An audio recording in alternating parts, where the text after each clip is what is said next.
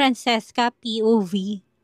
Kahit nasa loob na ako ng bahay ko, hindi ko pa rin maalis sa isipan ko ang sinabi ng boss ko na hindi pa daw siya tapos mang-asar. Naisip ko tuloy na baka ganun talagang mga trip na mga mayayaman. Sanay sila na sila ang nasusunod. Ang araw na ito ay literal na roller coaster ride para sa akin. Naisip ko din kung magiging normal pa kaya ang lagay ko sa opisina nito. Sumilip ako sa kwarto ni Liam. Himbing na himbing siya habang yakap ang stuffed toy. Nahuli ko ang sarili ko, nakangiting habang pinagmamasdan ng anak ko. Sa linggo, isasama ko siya sa amusement park kung papayag ang tita Danica niya. Sigurado ako na matutuwa si Liam. Alam kong nasa kwarto na rin si Danica at tulog na. Late na rin kasi at napasarap ang kwentuhan namin kanina sa restaurant. Wala nang ingay ng cellphone niya, kaya tsakong tulog na siya. Tahimik kong kinuha ang baby monitor at tumuloy na rin sa silid ko para makapagpahinga. Tama nga siya, napakahaba ng araw nito para sa akin. Ugali kong maligo bago matulog dahil nare-relax ako. Pagkatapos magpatuyo ng buhok, binagsak ko ang katawan ko sa kama. Pagod ang katawan ko pero active pa rin ang utak ko at ayaw akong tantanan nito.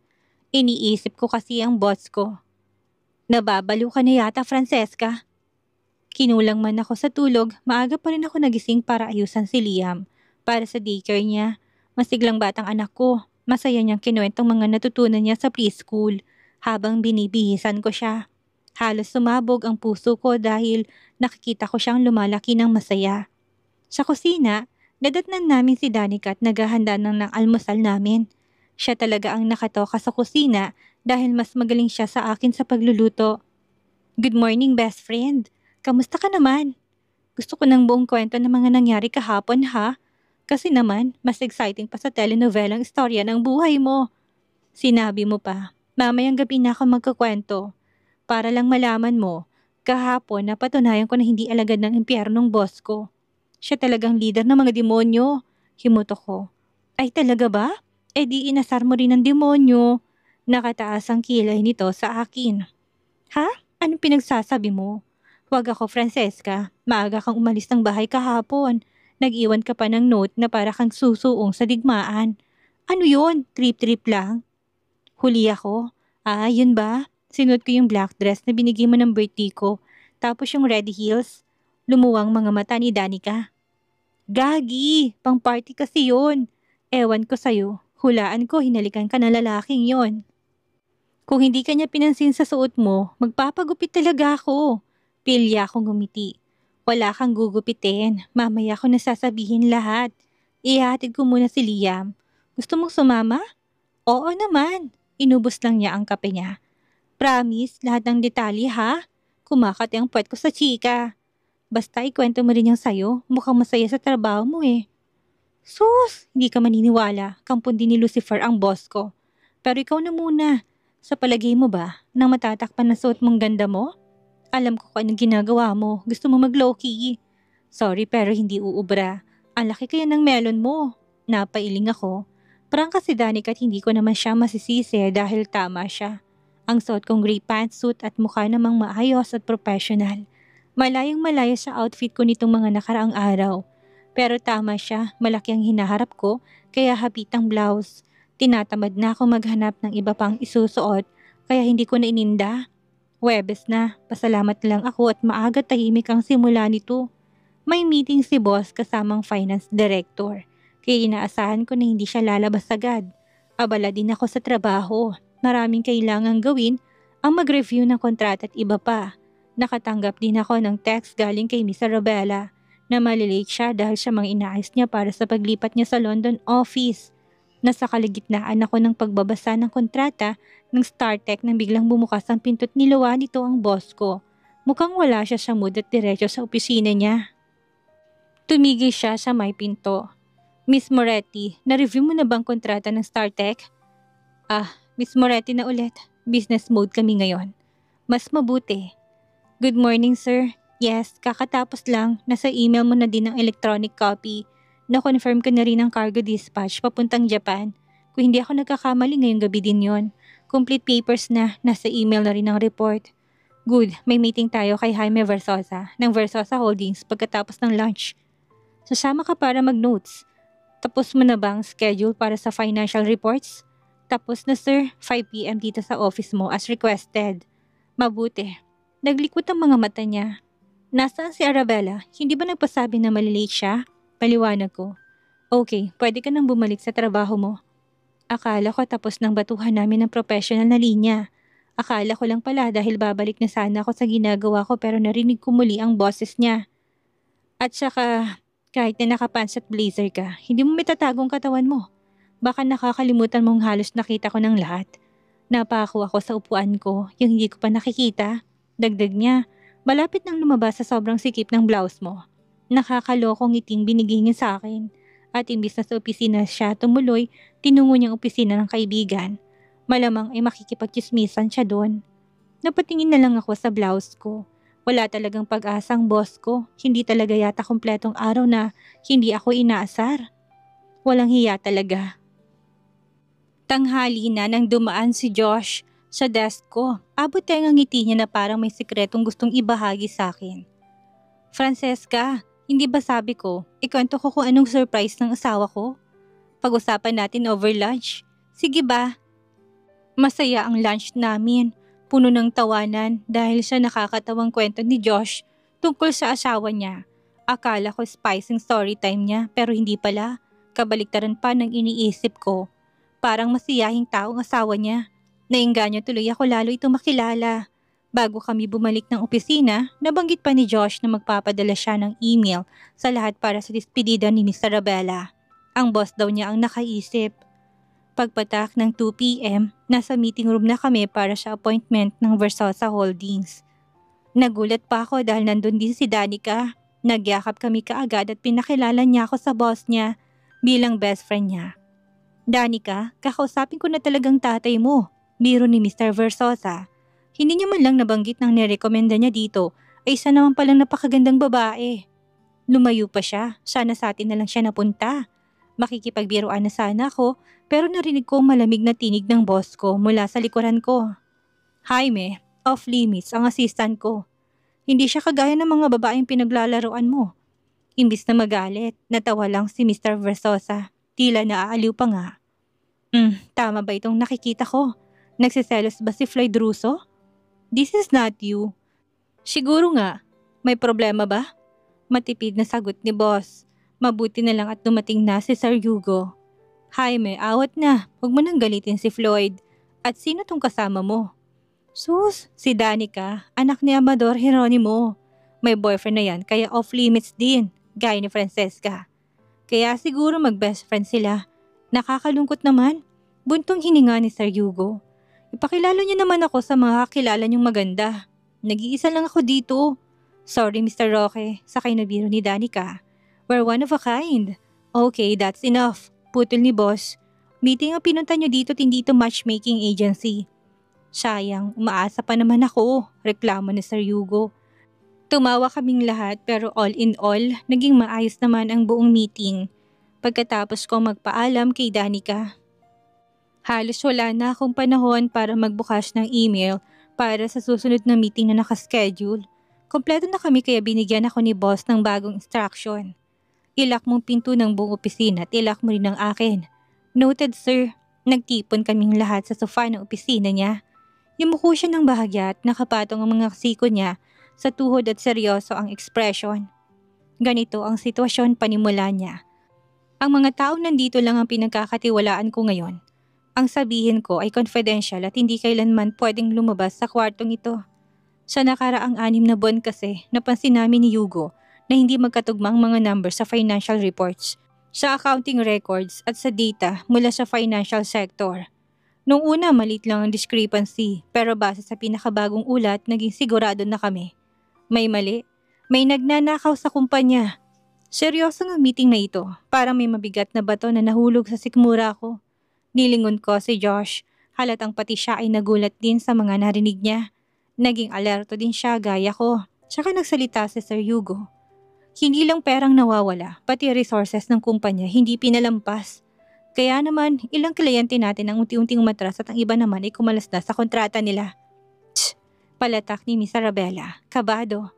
Mas malala pa pala to kaysa sa inaakala natin. Kung ganitong sabay-sabay ang atake nila, posible na bumagsak ang kumpanya.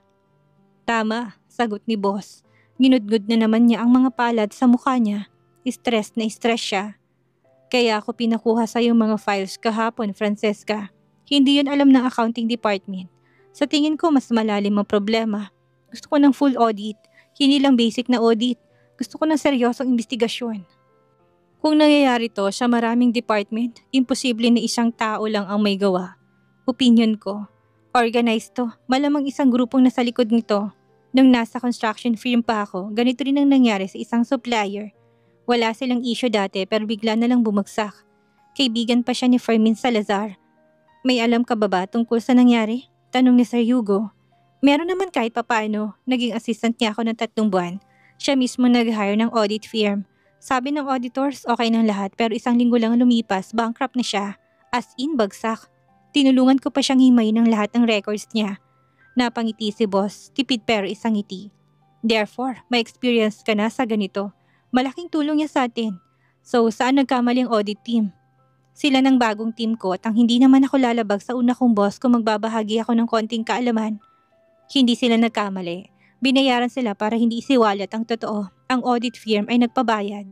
Kaya kung kukuha kayo ng auditing company, baka mangyari ulit. Kapag nalaman nilang may investigasyong nagaganap, pwede nilang sirain ang ebidensya o bayaran ng auditors. Nagtaka si Josh. Francesca, kung walang audit na mangyayari, paano natin malalaman? Of course, there's a way. Kumpiyansa kung sagot, hindi natin gagawin in public ang auditing. Tag-3 o 4 na tao lang, kunwari mga bagong hire. Madali lang ipasok sila sa iba't ibang department para magmasid. Tapos sa gabi na nila gagawin ang tunay nilang trabaho. Mapapagastos ka pero sulit yon. Nagpalitan ng tingin sina Sir Floyd at Sir Hugo. Sa palagay ko nakita nila na may potensyal ang plano ko. Let's say, may green light ng plano mo. Ano susunod? Tanong ni boss. Tumango ako. Naisip ko na yon. Simple lang, i-relocate natin ang isang floor. Sabihin natin na may renovation, yun yung magiging base ng audit team. Limited access, gaya ng ginawa mo sa executive floor. Imumungkahi ko rin na mag-tap tayo ng buong building bukod sa CCTV. Pansin kong outdated na kaya kailangan ng mga bagong model para sa mas malinaw na footage. Brilliant, Francesca, puri sa akin ni Sir Hugo. Pero bakit sa gabi lang sila gagawa ng auditing? Simple lang, para hindi sila mahalata, paliwanag ko. Kung walang idea ang mga empleyado sa tunay nilang pakay dito, hindi sila maimpluwensyahan. Kung renovation ang palusot natin, hindi na sila magtataka kung bakit may pumapasok sa building kahit na gabi. In fairness, magandang mga tactics na yan. Pero saan naman tayo kukuha ng mga trustworthy na audit team? Yung hindi mababayaran. Tanong naman ni Miss Arabella. May contact pa ako sa team na tumulong dati sa kliyente ko. Mga independent professionals at malinis ang track record. Pwede nating isama si Mr. Suarez. Simula kasi nang mapendeho siya sa negosyong nag-specialize na siya sa forensic auditing. Natigilan si boss sa saka nagsalubong ang kilay. Sandali, ang tinutukoy mo ba si Rodel Suarez ng Mighty 8? Yes sir, kilala mo siya? Tila bumagsak sa malalim na pag-iisip. Kaibigan siya ng tatay ko. Nabigla nga kami dahil naging biglaan ang pagbagsak ng kumpanya niya. Last time I saw him. Binanggit nga niya na may tumulong sa kanya para mahanap ang gumago sa kanya. According to him, talaga daw magaling at itong taong daw na ito nagplano na buong operasyon. Ikaw pala yon? Tumango ako ulit. Kung hindi namin nahuli ang may sala, siyang malalagi sa alanganin at baka nakulong siya. Grabe yun. Hanggang ngayon gumugulong pang kaso. May mga nakulong na pero hindi pa rin nabawi ni Suarez ang lahat. Palatak ni Sir Hugo. Hindi niya na nabalik ang kumpanya niya pero nabuhay siya. Mula sa maliit na negosyo ng pamilya, ang mahalaga sa kanya yung kalayaan niya. Alam kong tutulong si Mr. Suarez. So settled na, sabi ni boss. Kukontakin natin si Suarez at gagamitin natin ang game plan ni Francesca. Anong masasabi mo, Hugo? Go ako. Arabella, ikaw. Agree ako. Mukhang ang plano niyang pinaka-epektibo. Simulan na natin. Mariin ang utos ni boss. This weekend, sa bahay ko gaganapin ang lahat ng audit meetings. Josh, Francesca, may extra pay kayo para sa weekend duty. Tumango kami ni Josh. Wala naman kaming choice. Arabella, alam kong paalis ka na pero in case, pwede ka pa naming makasama sa team remotely, hindi ba? We will need all hands on deck. Anytime. Good. Tatawagan ko si Suarez para makipag-meeting siya sa akin sa Sabado. Arabella, bago ka umalis ikaw nang mag-asikaso ng relocation ng floor sa ilalim ng executive floor. Doon po pwesto ang audit team. Ang purpose kamo ay renovation. Akong kakausap kay Wilbert. Siyang pinagkakatiwalaan ko para sa surveillance setup. Seryoso niya kaming pinagmasdan lahat. From now on, maging mas mapagmatsyag kayo. Anything suspicious should be reported. At simula ngayon, pag-uusapan lang natin ito sa labas ng opisina at hindi dito. Am I clear? Tumango kaming lahat at isa-isang lumabas sa opisina ni boss para gawin na ang mga kailangan nilang gawin. Ako na lang ang natira. Aalis na sana ako. Francesca, please stay. Pagod ang boss niya pero matatag. Marami akong kailangang gawin. Dahil game plan kong gagamitin at ako mas nakakaalam kung paano magiging operasyon namin, inihanda ko na rin ang sarili ko sa dami ng gawain na madadagdag sa mga balikat ko. Hindi rin naman ako magrereklamo dahil bahagi na ako ng kumpanya. Lalabas na sana ako nang marinig ko ulit ang boses ni boss. Francesca, please lock the door. Come here. Napalingon ako. Sigurado na ako na hindi mali ang pandinig ko kanina. Ang akala ko pa nga ay may pahabol ang nautos sa akin, kaya tahimik akong lumapit. Nasa sofa siya na para sa akin ay isang delikadong lugar dahil kapag kaming dalawa lang ang naroon ng sofang yun, ay magiging hudyat ng panganib. Mababanaag sa mukha niya ang pagod, nakasubsob siya ng bahagya at ang mga siko ay nakapatong sa tuhod. Ramdam ko ang bigat ng problemang kinakaharap niya. Ang kumpanyang ito ay hindi lang basta pag-aari niya. Pamana yon ng mga yumaong magulang kaya may sentimental value talaga sa kanya. Sa isang iglap naawa ko sa kanya at nahanap ko ang sarili ko sa sitwasyon na gusto ko siyang damayan. Gusto kong haplusin ang buhok niya at sabihin sa kanya na magiging maayos ang lahat at nasa tabi niya kami, pero pinigilan ko ang sarili ko. Kapag kasi hinahawakan ako ng boss ko, nawawala ako sa sarili ko. Weird nga kung tutuusin dahil marami ako naging katrabahong lalaki at lahat sila'y may itsura din naman. Pero iba talagang epekto sa akin ni Floyd Russo. Isang dampilang ng daliri niya sa balat ko para na akong sinisilaban. Hindi ko maipaliwanag dahil hindi ko naman maunawaan, pero kakaiba talaga siya. Bigla na lang tumayo si boss at saka ako niyakap. Walang pagmamadali, hindi rin dala ng panunukso niya o pang-aasar. Tahimik ang galaw na yon, isang yakap na puno ng pangunawa. Napapikit ako dahil naramdaman ko ang pagtama ng pisngi niya sa balikat ko. Saka marahang dumampi ang labi niya sa balikat ko't bumulong. Hindi ko alam kung saan tayo dadalhin nito. Yung audit sigurong tinutukoy niya. Nag-aalala marahil siya sa gulong susuungin namin at sa kung anong kahinatnan ng imbestigasyon. Siyempre bilang bahagi ng team, ramdam ko din ang tensyon niya, kaya gumanti ako ng yakap. Niyakap ko siya sa bandang leeg at ginulo ko pa ang buhok niya sa likuran ng ulo niya. Magiging okay din ang lahat. Team tayo, hindi ba? Salamat. Huminga siya ng malalim pero hindi pa rin niya ako binitawan. Sa halip na gawin yon, muli niyang hinalikan ng leeg ko. Nagulat ako pero hindi ako bumitaw o nagulat. Ang nakakapagtaka, parang inasahan na ng katawan ko ang reaksyon niyang yon. Marahan, may bahid ng pag-aalinlangan at higit sa lahat, may halong matinding pagnanasa. Ang isang halik ay nauwi sa dalawa na nadagdagan pa. Lumalim at mas naging mapanghanap hanggang sang labi niya ay nasa pisngi ko na papunta sa labi ko. Nang maglapat ang mga labi namin na walang lahat ng nasa utak ko, pati ng mundo'y tila nalusaw na. Mabagal ang mga halik niya. Tila may mga tanong siya na hindi niya magawang bigyan ng tinig hanggang sa naging mapang-angkin para bang matagal siyang nagpigil. Hindi na gumana ang utak namin. Wala nang panahon para maging rasyonal. Hindi na sumagi sa isipan ko kung nasan kami at kung tama pa ba ang ginagawa naming dalawa. Ang mahalaga ay ang ngayon at ang init ng kailangan mapagbigyan. Gumalaw ang mga katawan namin na tila likas lang ang kilos. Inalalayan niya ako na hanggang sa tuluyan ng bumagsak ang katawan ko sa malambot na sofa. At ako, hindi ako tumutol. Sumunod lang ako sa lahat ng gusto niya na para bang ang tagal ko nang hinihintay. Ang sandaling iyon, ang mga kamay namin ay may sariling buhay at isipan. Ang kanya'y gumapang sa bewang ko. Marahan pero may kakaibang diin. Mainit ang bawat hagod ng hininga niya sa balat ko at ang halik niya ay halos ikaputo na ng hininga ko. Parang may kung anong weirdong balanse sa pagitan ng matinding pananabik at pigil na pagnanasa. Nang ilayo niyang labi sa akin, Tinitigan niya ako na may pilong ngiti sa labi.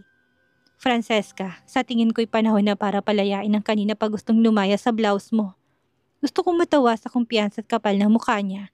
Kitang-kita kong takam sa mga mata ng boss ko. Para siyang batang hindi na makapaghintay na makadede. Napasinghap siya. Ang ganda mo talaga, ngunit bago pa niya mailapit ang mukha niya sa dibdib ko, bumungad ang boses ni Sir Hugo. Floyd! Ay, ano ba yan? Sorry, ano ba kasi kayo? Mamaya na lang, buisit! Mabilis siyang lumabas agad, napabalikwas ako't nanigas ang katawan ko dahil sa pagkapahiya. At ang boss ko, imbis na magalit tumawa pa. Hindi lang basta tawa, hagalpak talaga. Hindi nakakatawa, bulalas ko. Mainit na mainit ang pisngi ko sa kahihiyan. Saka lang siya tumigil sa pagtawa at lumapit sa akin. Nilapit niyang kamay niya sa pisngi ko at marahang hinaplos yon.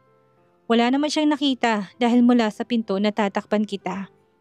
Sigurado ako at kilala ko si Hugo. Matagal niya nang alam na mangyayari to. Nagulat nang yun. Paano kung wala siyang pagsasabihan? Magkaibigan kami simula pagkabata. Kaya mapagkakatiwalaan ko siya kung yan ang inaalala mo. Hinalikan niya pa ako sa noo at inalalayan para makaupo ng maayos sa sofa. Mabilis akong nagayos ng sarili.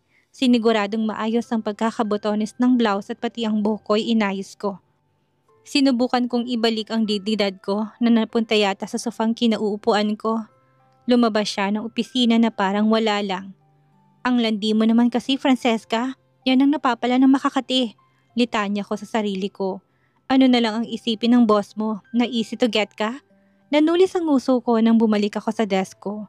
Buti na lang at walang ibang tao sa floor namin kung hindi malamang ay nakita din nila kung gaano ako kapula. Nang maupo ako sa desk ko, napansin ko na may mensahe galing sa yaya ni Liam. Wala pang 3 minuto na pinadala iyon. Francesca, parang may sinat si Liam. Kanina nang kunin ko sa daycare. Binigyan ko na ng gamot at nakatulog na siya. Baka sinat lang. Gusto ko lang na malaman mo. Hindi ko maipaliwanag ang nararamdaman ko. Parang tinusok ang puso ko. Agad ako nag-reply para ipaalam na uuwi na ako. 20 minutos lang naman at uwian na.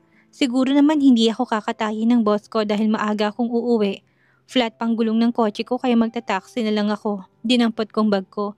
Handa na ako umalis. Sakto naman na bumalik na si boss galing sa opisina ng kaibigan niya. Nang makita niya akong palabas na walang ngiti niya. Saan ka pupunta? Hindi pa tayo tapos. May emergency sa bahay, sir. Si Leah may lagnat. Flat ang kotse ko kaya magko-commute lang ako. Baka maipit ako sa traffic. Tumangulan siya at pinag-aralan ng mukha ko kung talagang nagsasabi ako ng totoo o excuse lang yon para hindi na matuloy ang naunsyami naming ginagawa kanina. Wait here. Ako na maghahatid sa'yo. Mas makakarating ka ng mabilis. Pumasok siya sa opisina niya. Nang lumabas siya, nakabihis na siya at bitbit na ang susi ng kotse niya. May pag-aalala sa mga mata niya at hindi pa humuhup ang init dulot ng halikan kanina. Let's go.